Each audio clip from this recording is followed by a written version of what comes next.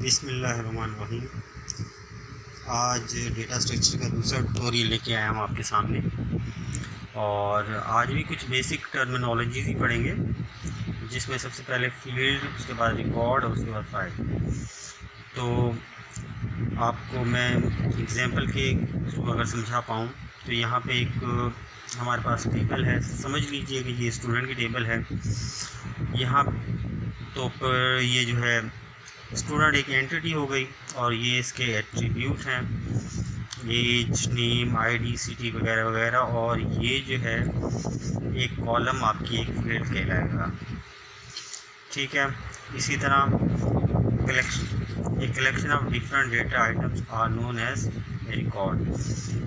तो अगर एक शख्स के बारे में या एक स्टूडेंट के बारे में कंप्लीट उसकी इंफॉर्मेशन एक रो के अंदर होती है, वो रो जो है हम एक रिकॉर्ड भी कह सकते हैं। और पूरी की पूरी फाइल या पूरी की पूरी टेबल को हम एक कंप्लीट फाइल कहेंगे। A collection of different records of one entity type is known as a file.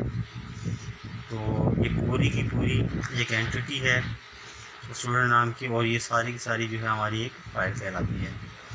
उसके बाद क्लासिफिकेशन है, ये बहुत इंपॉर्टेंट टॉपिक है। डेटा स्ट्रक्चर की दो मेन टाइप है, प्रिमिटिव और नॉन प्रिमिटिव। प्रिमिटिव क्या होती हैं? ऐसी डेटा स्ट्रक्चर जो प्री डिफाइन होती हैं, जिन्हें यूज़र बनाता नहीं है बल्कि ये सिस्टम में पहले से ही बनी होती हैं। Primitive data types are predefined, already defined. They are basic structure and directly operated by machine instruction. जैसे कि इंटीजर हो गया, फ्लोट हो गया, कैर हो गया, डबल हो गया, फ्लोटिंग पॉइंटर। ठीक है, यहाँ पे भी मैंने कुछ एग्जांपल लिखे हैं, इंट, फ्लोट और कैर, डबल। उसके बाद होती है हमारा नॉन प्रिमिटिव। ये वो डेटा टाइप्स होती हैं, सॉरी डेटा स्ट्रक्चर होती हैं जो यूज़र खुद क्रिएट करता है। ठीक है। और ये जो है किसी प्रोग्रामिंग लैंग्वेज के ज़रिए नहीं बताई जाती, बल्कि इसे प्रोग्रामर या यूज़र खुद ही क्रिएट करता है। पर अच्छा जी, तो यहाँ पे प्रिमिटिव की दो मेन ब्रांचेस हैं, लीनियर और नॉन लीनियर। लीनियर में क्या होता है? डेटा सीक्वेंशली स्टोर होता है, और नॉन लीनियर में डेटा सीक्वेंशली स्टोर नहीं होता। तो अगर लीनियर की बात की जाए तो लीनियर की भी दो टाइप्स होती हैं, स्टैटिक और डायनेमिक। स्टैटिक में फिक्स साइज़ होता है मेमोरी का, और डायनेमिक में साइज़ फिक्स नहीं होता। एरे जो है स्टैटिक की एग्जांपल है, और डायनेमिक की एग्जांपल है हमारे पास लिंक लिस्ट, स्टैक, क्यू। इनको मज़ीद हम पढ़ेंगे। उसके बाद है नॉन लीनियर। नॉन लीनियर में जो है हमारे पास दो टाइप्स हैं, ट्री और ग्राफ। ये भी हम आगे मज़ीद पढ़ेंगे।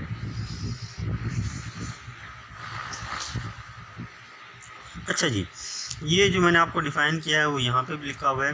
नॉन प्रिमिटिव से मैं स्टार्ट करता हूँ कि प्रिमिटिव मैंने पहले भी डिस्कस कर लिया आपके साथ। Non primitives are created by the programmer और not defined by any programming language. इन्हें प्रोग्रामर जो है वो खुद से क्रिएट करता है। Linear data in which data elements are arrange sequentially और लीनियरली। इसकी भी दो टाइप हैं, स्टैटिक और डायनेमिक। डायनेमिक में और स्टैटिक में क्या फ़र्क है ये मैंने आपको बता दिया था, फिक्स साइज़ का, और दूसरी में साइज़ फिक्स नहीं होता। Non linear data structure where data elements are not placed sequentially. अब नॉन लीनियर में क्या था? डेटा सीक्वेंशली या ऑर्डर के अंदर प्लेस नहीं किया जाता। अच्छा जी, हमें डेटा स्ट्रक्चर की ज़रूरत ही क्यों पेश आई है? ये दो तीन पॉइंट्स लिखे हैं, ये मैं आपके सामने पढ़ के बता देता हूँ। Data structure modification easy.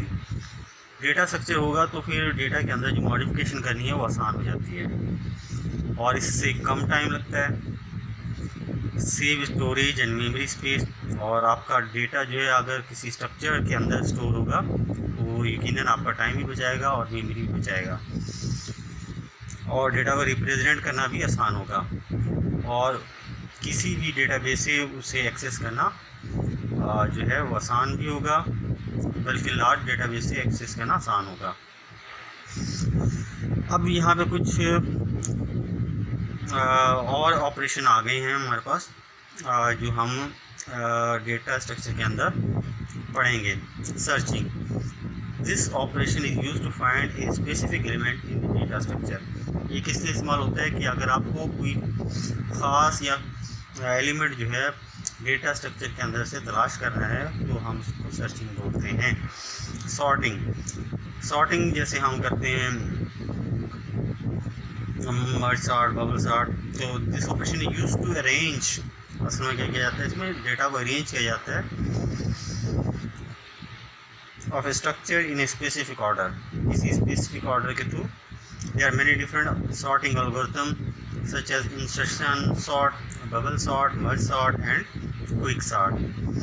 उसके बाद है इंसर्शन जैसे नाम से ही पता चल रहा है कि डेटा को इंसर्ट करना, कि हम अपने डेटा स्ट्रक्चर के अंदर डेटा को कैसे इंसर्ट कर पाएंगे, ये इससे डील करता है। डिलीशन के डेटा को कैसे डिलीट किया जाता है डेटा स्ट्रक्चर के अंदर से, वो डेटा जो ऑलरेडी एग्जिस्ट है हमारे डेटा स्ट्रक्चर के अंदर, तो उसे कैसे डिलीट करेंगे। उसके बाद आ गया हमारे पास अपडेट, कि हमारे पास रिकॉर्ड है और उसको फिर कैसे अपडेट करना है ये उससे पता चलता है। This operation use to change the value. Update जैसे कोई वैल्यू पहले 1 है, अगर हम उस वैल्यू को 2 करना चाहें तो ये हमारा अपडेशन कहलाता है। मज़ीद हम अगली वीडियो